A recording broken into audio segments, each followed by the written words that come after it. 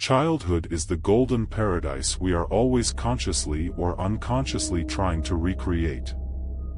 The natural embodies the longed-for qualities of childhood: spontaneity, sincerity, unpretentiousness. In the presence of naturals, we feel at ease, caught up in their playful spirit, transported back to that golden age. Naturals also make a virtue out of weakness, eliciting our sympathy for their trials, making us want to protect them and help them. As with a child, much of this is natural, but some of it is exaggerated, a conscious seductive maneuver. Adopt the pose of the natural to neutralize people's natural defensiveness and infect them with helpless delight. Psychological traits of the natural children are not as guileless as we like to imagine. They suffer from feelings of helplessness, and sense early on the power of their natural charm to remedy their weakness in the adult world. They learn to play a game. If their natural innocence can persuade a parent to yield to their desires in one instance, then it is something they can use strategically in another instance, laying it on thick at the right moment to get their way. If their vulnerability and weakness is so attractive, then it is something they can use for effect. Why are we seduced by children's naturalness? First, because anything natural has an uncanny effect on us. Since the beginning of time, natural phenomena, such as lightning storms or eclipses, have instilled in human beings an awe tinged with fear. The more civilized we become, the greater the effect such natural events have on us. The modern world surrounds us with so much that is manufactured and artificial that something sudden and inexplicable fascinates us. Children also have this natural power, but because they are unthreatening and human, they are not so much awe-inspiring as charming. Most people try to please, but the pleasantness of the child comes effortlessly, defying logical explanation, and what is irrational is often dangerously seductive. More important, a child represents a world from which we have been forever exiled. Because adult life is full of boredom and compromise, we harbor an illusion of childhood as a kind of golden age, even though it can often be a period of great confusion and pain. It cannot be denied, however, that childhood had certain privileges. And as children we had a pleasurable attitude to life. Confronted with a particularly charming child, we often feel wistful. We remember our own golden past, the qualities we have lost and wish we had again. And in the presence of the child, we get a little of that goldenness back. Natural seducers are people who somehow avoided getting certain childish traits drummed out of them by adult experience. Such people can be as powerfully seductive as any child, because it seems uncanny and marvelous that they have preserved such qualities. They are not literally like children, of course, that would make them obnoxious or pitiful. Rather, it is the spirit that they have retained. Do not imagine that this childishness is something beyond their control. Natural seducers learn early on the value of retaining a particular quality, and the seductive power it contains. They adapt and build upon those childlike traits that they manage to preserve. Exactly as the child learns to play with its natural charm. This is the key. It is within your power to do the same, since there is lurking within all of us a devilish child straining to be let loose. To do this successfully, you have to be able to let go to a degree. Since there is nothing less natural than seeming hesitant. Remember the spirit you once had, let it return, without self-consciousness. People are much more forgiving of those who go all the way, who seem uncontrollably foolish, than the half-hearted adult with a childish streak. Remember who you were before you became so polite and self-effacing. To assume the role of the natural, mentally position yourself in any relationship as the child, the younger one. The following are the main types of the adult natural. Keep in mind that the greatest natural seducers are often a blend of more than one of these qualities. The innocent. The primary qualities of innocence are weakness and misunderstanding of the world. Innocence is weak because it is doomed to vanish in a harsh, cruel world. The child cannot protect or hold on to its innocence. The misunderstandings come from the child's not knowing about good and evil, and seeing everything through uncorrupted eyes. The weakness of children elicits sympathy, their misunderstandings make us laugh. And nothing is more seductive than a mixture of laughter and sympathy. The adult natural is not truly innocent. It is impossible to grow up in this world and retain total innocence. Yet naturals yearn so deeply to hold on to their innocent outlook that they manage to preserve the illusion of innocence. They exaggerate their weakness to elicit the proper sympathy. They act like they still see the world through innocent eyes, which in an adult proves doubly humorous. Much of this is conscious, but to be effective, adult naturals must make it seem subtle and effortless. If they are seen as trying to act innocent, it will come across as pathetic. It is better for them to communicate weakness indirectly, through looks and glances, or through the situations they get themselves into, rather than anything obvious. Since this type of innocence is mostly an act, it is easily adaptable for your own purposes. Learn to play up any natural weaknesses or flaws. The imp. Impish children have a fearlessness that we adults have lost. That is because they do not see the possible consequences of their actions, how some people might be offended, how they might physically hurt themselves in the process. Imps are brazen, blissfully uncaring. They infect you with their light-hearted spirit. Such children have not yet had their natural energy and spirit scolded out of them by the need to be polite and civil. Secretly, we envy them, we want to be naughty too. Adult imps are seductive because of how different they are from the rest of us. Breaths of fresh air in a cautious world, they go full throttle, as if their impishness were uncontrollable, and thus natural. If you play the part, do not worry about offending people now and then. You are too lovable and inevitably they will forgive you. Just don't apologize or look contrite, for that would break the spell. Whatever you say or do, keep a glint in your eye to show that you do not take anything seriously. The wonder. A wonder child has a special, inexplicable talent, a gift for music, for mathematics, for chess, for sport.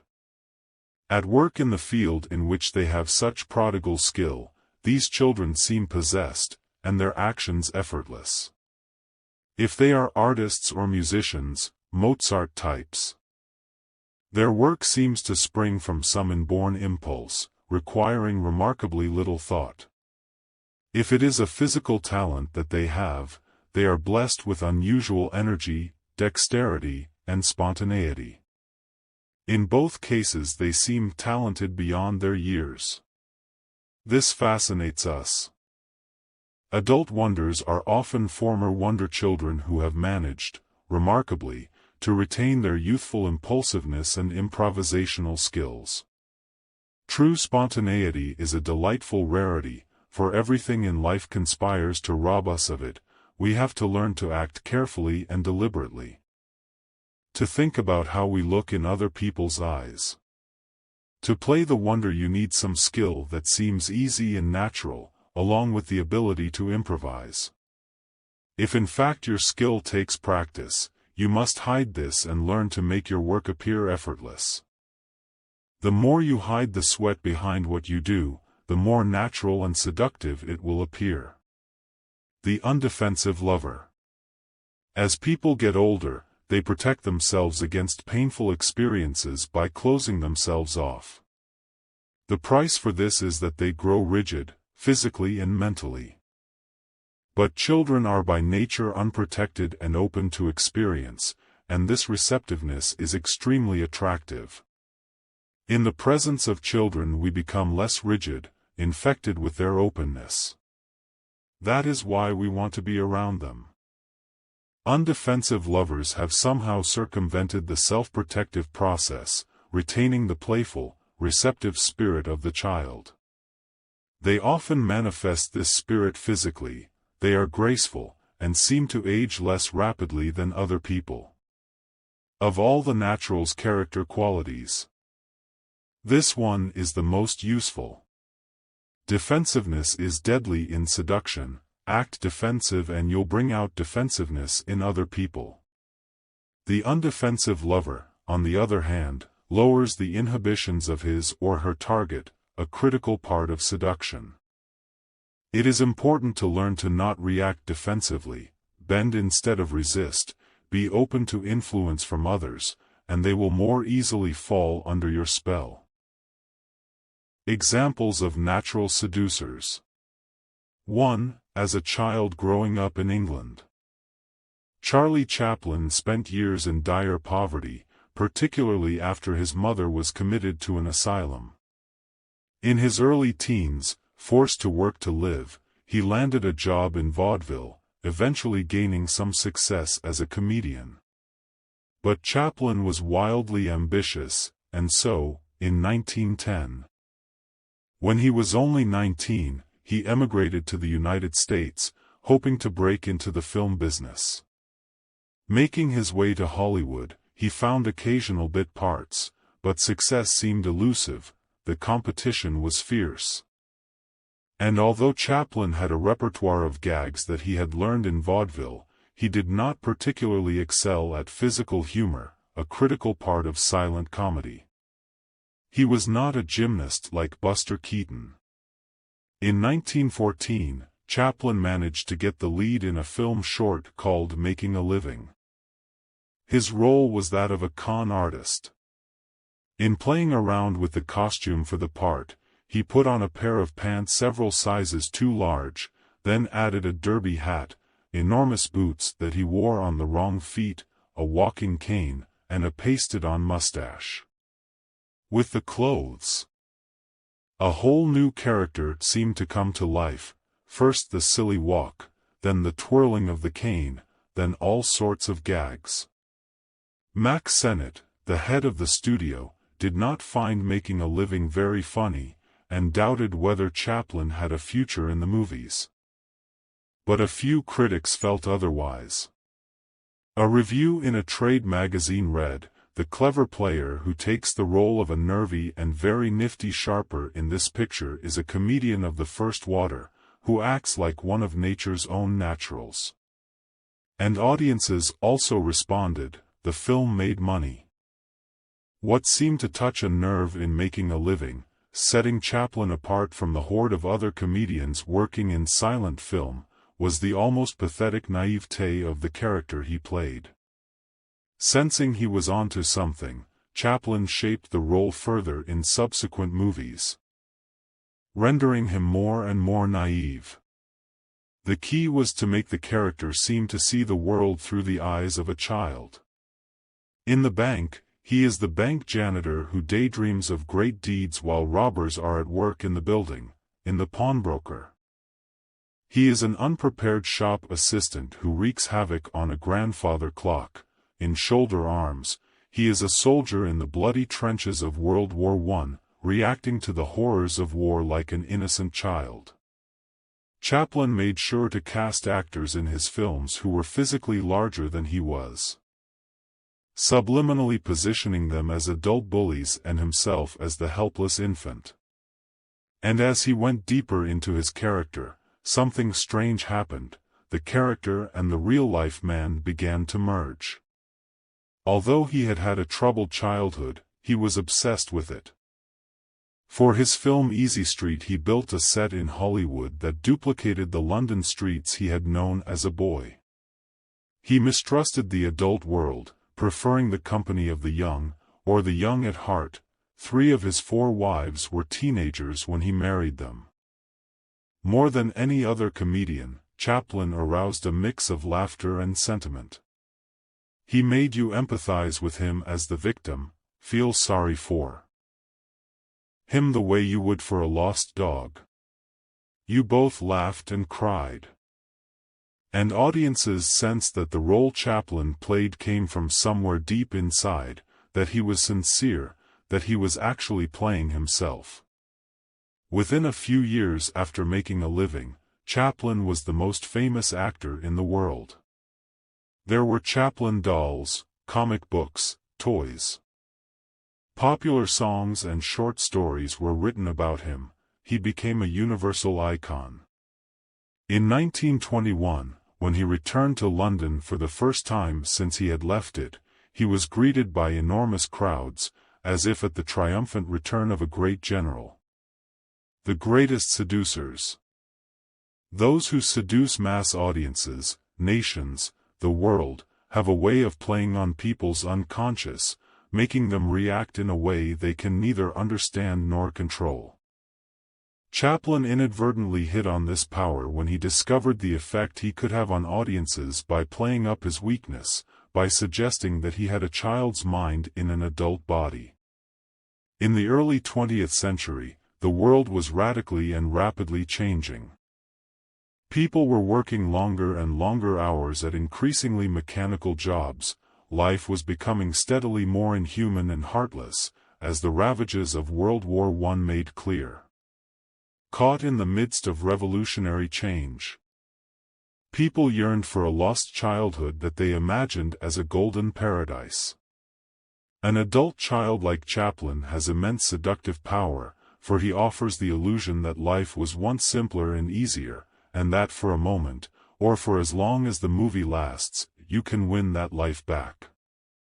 In a cruel, immoral world, naivete has enormous appeal. The key is to bring it off with an air of total seriousness, as the straight man does in stand-up comedy. More important, however, is the creation of sympathy. Overt strength and power is rarely seductive, it makes us afraid. Or envious. The royal road to seduction is to play up your vulnerability and helplessness. You cannot make this obvious. To seem to be begging for sympathy is to seem needy, which is entirely anti-seductive. Do not proclaim yourself a victim or underdog, but reveal it in your manner.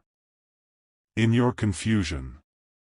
A display of natural weakness will make you instantly lovable, both lowering people's defenses and making them feel delightfully superior to you. Put yourself in situations that make you seem weak, in which someone else has the advantage. They are the bully. You are the innocent lamb.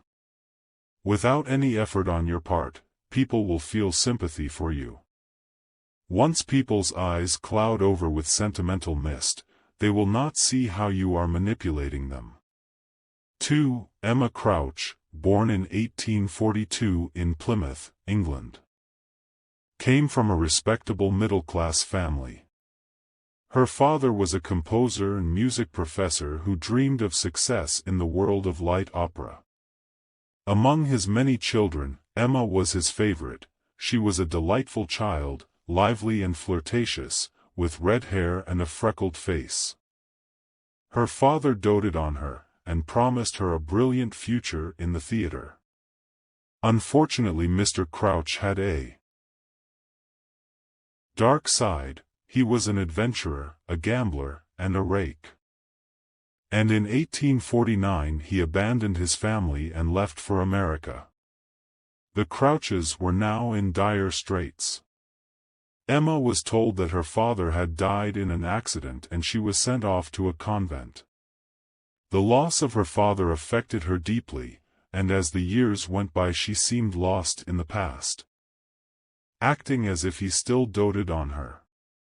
One day in 1856, when Emma was walking home from church, a well-dressed gentleman invited her home for some cakes.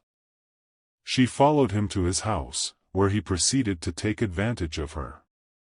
The next morning this man, a diamond merchant, promised to set her up in a house of her own, treat her well, and give her plenty of money. She took the money but left him, determined to do what she had always wanted, never see her family again, never depend on anyone, and lead the grand life that her father had promised her. With the money the diamond merchant had given her, Emma bought nice clothes and rented a cheap flat. Adopting the flamboyant name of Cora Pearl, she began to frequent London's Argyle Rooms, a fancy gin palace where harlots and gentlemen rubbed elbows. The proprietor of the Argyle, a Mr. Bignell, took note of this newcomer to his establishment. She was so brazen for a young girl. At 45, he was much older than she was, but he decided to be her lover and protector, lavishing her with money and attention. The following year he took her to Paris, which was at the height of its Second Empire prosperity. Cora was enthralled by Paris, and of all its sights, but what impressed her the most was the parade of rich coaches in the Bois de Boulogne.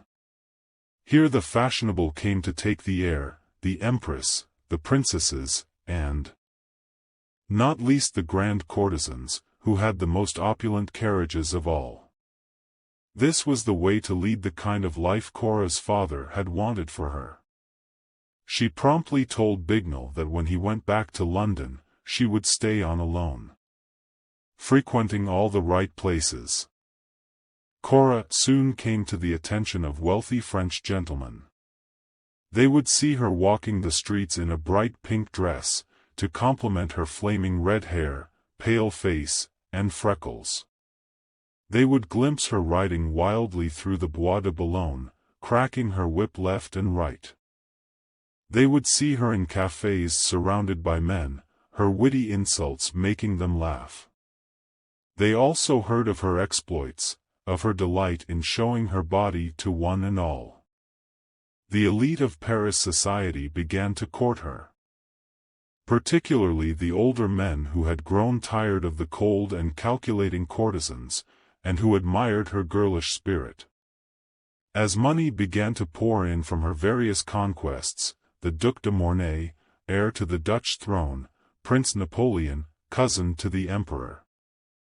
Cora spent it on the most outrageous things: a multicolored carriage pulled by a team of cream-colored horses, a rose marble bathtub with her initials inlaid in gold. Gentlemen vied to be the one who would spoil her the most.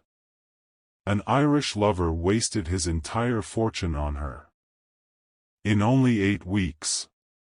But money could not buy Cora's loyalty. She would leave a man on the slightest whim. Cora Pearl's wild behavior and disdain for etiquette had all of Paris on edge. In 1864, she was to appear as Cupid in the Offenbach operetta Orpheus in the underworld. Society was dying to see what she would do to cause a sensation, and soon found out. She came on stage practically naked, except for expensive diamonds here and there, barely covering her. As she pranced on stage, the diamonds fell off, each one worth a fortune. She did not stoop to pick them up, but let them roll off into the footlights. The gentlemen in the audience, some of whom had given her those diamonds, applauded her wildly. Antics like this made Cora the toast of Paris, and she reigned as the city's supreme courtesan for over a decade. Until the Franco-Prussian War of 1870 put an end to the Second Empire. People often mistakenly believe that what makes a person desirable and seductive is physical beauty, elegance, or overt sexuality. Yet Cora Pearl was not dramatically beautiful, her body was boyish, and her style was garish and tasteless. Even so, the most dashing men of Europe vied for her favors, often ruining themselves in the process. It was Cora's spirit and attitude that enthralled them. Spoiled by her father, she imagined that spoiling her was natural, that all men should do the same. The consequence was that, like a child, she never felt she had to try to please. It was Cora's powerful air of independence that made men want to possess her, tame her. She never pretended to be anything more than a courtesan, so the brazenness that in a lady would have been uncivil in her seemed natural and fun. And as with a spoiled child, a man's relationship with her was on her terms. The moment he tried to change that, she lost interest. This was the secret of her astounding success. Spoiled children have an undeservedly bad reputation, while those who are spoiled with material things are indeed often insufferable. Those who are spoiled with affection know themselves to be deeply seductive. This becomes a distinct advantage when they grow up. According to Freud, who was speaking from experience, since he was his mother's darling, spoiled children have a confidence that stays with them all their lives. This quality radiates outward, drawing others to them, and, in a circular process, making people spoil them still more. Since their spirit and natural energy were never tamed by a disciplining parent, as adults they are adventurous and bold, and often impish or brazen. The lesson is simple: it may be too late to be spoiled by a parent. But it is never too late to make other people spoil you. It is all in your attitude. People are drawn to those who expect a lot out of life, whereas they tend to disrespect those who are fearful and undemanding. Wild independence has a provocative effect on us, it appeals to us. While also presenting us with a challenge, we want to be the one to tame it, to make the spirited person dependent on us. Half of seduction is stirring such competitive desires. 3. In October of 1925, Paris society was all excited about the opening of the Revue Niger. Jazz. Or in fact anything that came from Black America was the latest fashion. And the Broadway dancers and performers who made up the Revue Niger were African American. On opening night, artists and high society packed the hall. The show was spectacular, as they expected, but nothing prepared them for the last number. Performed by a somewhat gawky long-legged woman with the prettiest face, Josephine Baker, a 20-year-old chorus girl from East St. Louis. She came on stage bare-breasted, wearing a skirt of feathers over a satin bikini bottom, with feathers around her neck and ankles. Although she performed her number, called Danse Sauvage, with another dancer, also clad in feathers, all eyes were riveted on her. Her whole body seemed to come alive in a way the audience had never seen before, her legs moving with the litheness of a cat. Her rear end gyrating in patterns that one critic likened to a hummingbird's. As the dance went on, she seemed possessed, feeding off the crowd's ecstatic reaction. And then there was the look on her face, she was having such fun. She radiated a joy that made her erotic dance oddly innocent, even slightly comic. By the following day, word had spread, a star was born. Josephine became the heart of the Revue Niger, and Paris was at her feet. Within a year, her face was on posters everywhere. There were Josephine Baker perfumes, dolls, clothes. Fashionable French women were slicking their hair back à la Baker, using a product called Baker Fix. They were even trying to darken their skin. Such sudden fame represented quite a change, for just a few years earlier, Josephine had been a young girl growing up in East St. Louis, one of America's worst slums. She had gone to work at the age of 8, cleaning houses for a white woman who beat her. She had sometimes slept in a rat-infested basement. There had never been heat in the winter. She had taught herself to dance in her wild fashion to help keep herself warm. In 1919, Josephine had run away and become a part-time vaudeville performer, landing in New York 2 years later without money or connections. She had had some success as a clowning chorus girl. providing comic relief with her crossed eyes and screwed-up face, but she hadn't stood out. Then she was invited to Paris. Some other black performers had declined, fearing things might be still worse for them in France than in America, but Josephine jumped at the chance. Despite her success with the Revue Niger, Josephine did not delude herself. Parisians were notoriously fickle. She decided to turn the relationship around. First, she refused to be aligned with any club, and developed a reputation for breaking contracts at will, making it clear that she was ready to leave in an instant. Since childhood she had been afraid of dependence on anyone. Now no one could take her for granted. This only made impresarios chase her and the public appreciate her the more. Second, she was aware that although black culture had become the vogue, what the French had fallen in love with was a kind of caricature. If that was what it took to be successful, so be it, but Josephine made it clear that she did not take the caricature seriously.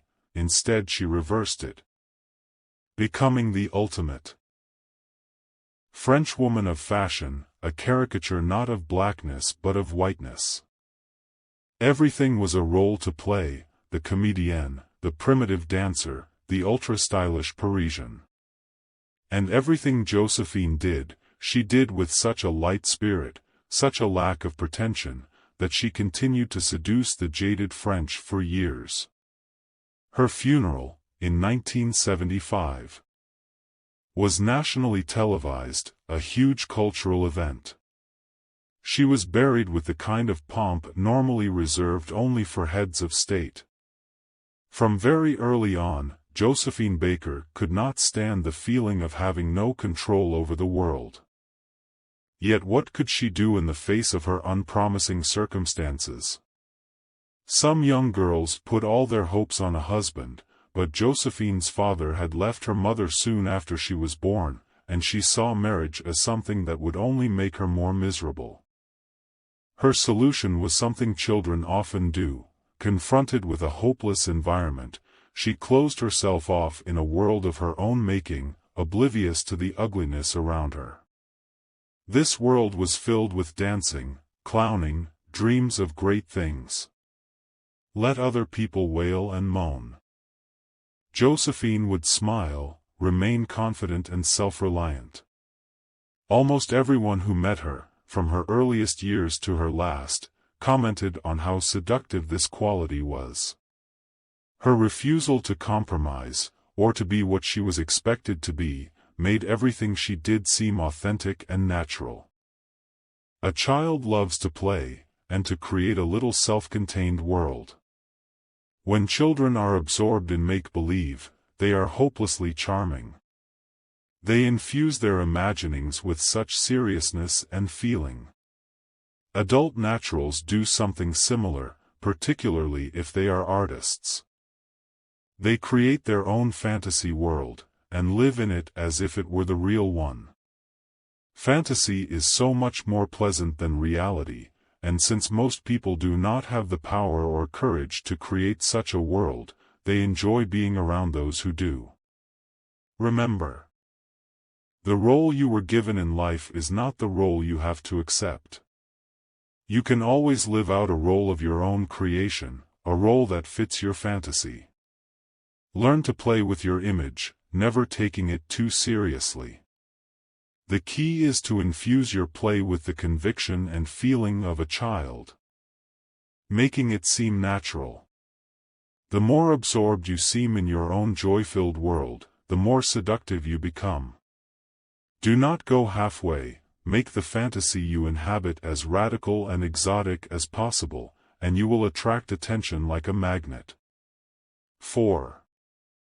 It was the festival of the cherry blossom at the Heian court, in late 10th century Japan. In the emperor's palace, many of the courtiers were drunk, and others were fast asleep, but the young Princess Abrozukio, the emperor's sister-in-law, was awake and reciting a poem. What can compare with a misty moon of spring? Her voice was smooth and delicate.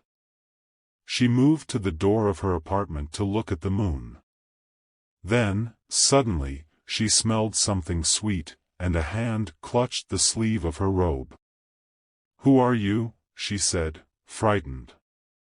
"There is nothing to be afraid of," came a man's voice, and continued with a poem of his own. "Late in the night we enjoy a misty moon. There is nothing misty about the bond between us."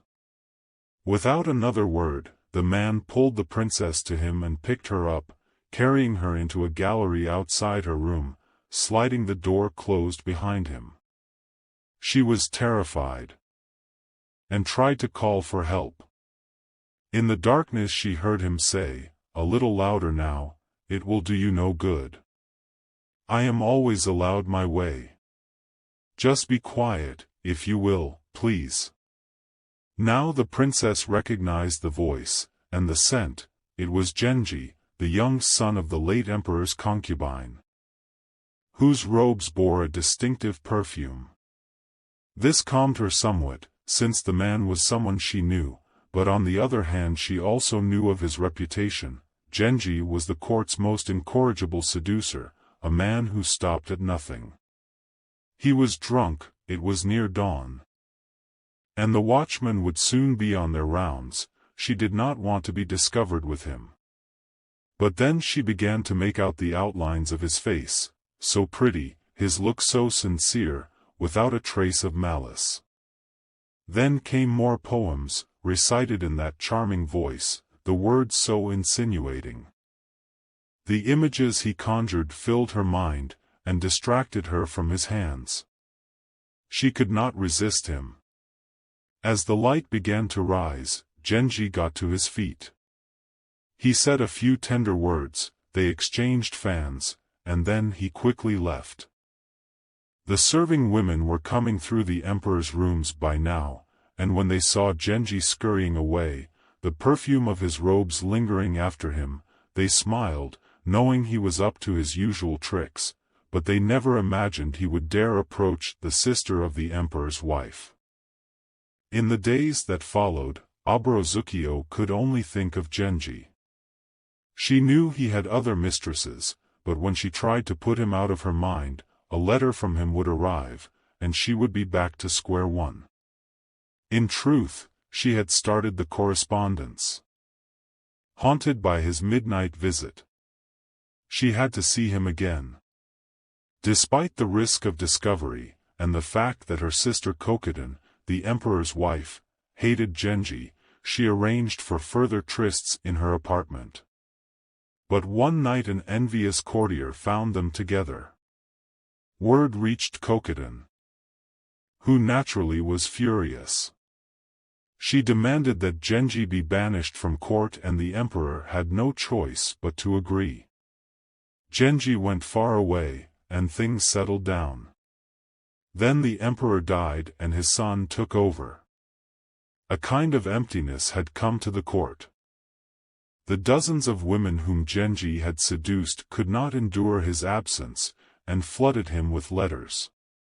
Even women who had never known him intimately would weep over any relic he had left behind, a robe, for instance, in which his scent still lingered. And the young emperor missed his jocular presence. And the princesses missed the music he had played on the koto. And Abruzukio pined for his midnight visits. Finally even Kokiden broke down, realizing that she could not resist him. So Genji was summoned back to the court. And not only was he forgiven, he was given a hero's welcome. The young emperor himself greeted the scoundrel with tears in his eyes. Dangers. A childish quality can be charming, but it can also be irritating. The innocent have no experience of the world, and their sweetness can prove cloying. In Milan Kundera's novel The Book of Laughter and Forgetting, the hero dreams that he is trapped on an island with a group of children. Soon their wonderful qualities become intensely annoying to him. After a few days of exposure to them he cannot relate to them at all. The dream turns into a nightmare, and he longs to be back among adults, with real things to do and talk about. Because total childishness can quickly grate, the most seductive naturals are those who, like Josephine Baker, combine adult experience and wisdom with a childlike manner. It is this mixture of qualities that is most alluring. Society cannot tolerate too many naturals. Given a crowd of Cora Pearls or Charlie Chaplins, their charm would quickly wear off. In any case, it is usually only artists, or people with abundant leisure time, who can afford to go all the way. The best way to use the natural character type is in specific situations when a touch of innocence or impishness will help lower your target's defenses. A con man plays dumb to make the other person trust him and feel superior. This kind of feigned naturalness has countless applications in daily life, where nothing is more dangerous than looking smarter than the next person. The natural pose is the perfect way to disguise your cleverness. But if you are uncontrollably childish and cannot turn it off, you run the risk of seeming pathetic, earning not sympathy but pity and disgust. Similarly, the seductive traits of the natural work best in one who is still young enough for them to seem natural. They are much harder for an older person to pull off. Cora Pearl did not seem so charming when she was still wearing her pink flouncy dresses in her 50s. The Duke of Buckingham, who seduced everyone in the English court in the 1620s, including the homosexual King James I himself, was wondrously childish in looks and manner, but this became obnoxious and off-putting as he grew older, and he eventually made enough enemies that he ended up being murdered. As you age, then, your natural qualities should suggest more the child's open spirit, less an innocence that will no longer convince anyone.